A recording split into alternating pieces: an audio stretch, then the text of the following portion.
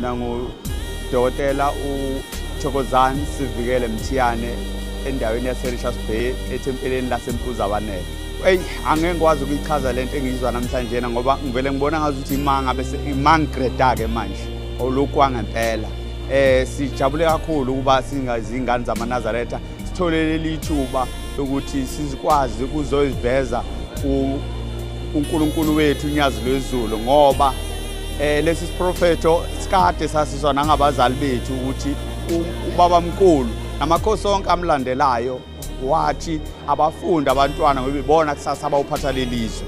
Namhlanje siyabona ke befunda abantwana ngapha nangapha sesithi asizeke kakhulu onyazini lwezulu sithi siyabonga ukuthi usiphe lesi sibusiso siya sokuthi sifunde sizoyicelela futhi isibusiso ukuthi siqhubekele phambili njengoba kunama challenges amangaka akhona kulelizwe lethu uShembe asibheke sikwazi ukuqhubekela phambili. Ngathi nje abantu abashintshe izinqondo zabo ngoba yonke into ilele emqondweni njengoba bafika abelungu bafika nemfundiso le yasentshonalanga bafika basicolonize ngayo ukuthi sazi ukuthi abantu abamnyama abanayo into yabo abangazenzela yona into yabo into engaqhamuka nabelungu.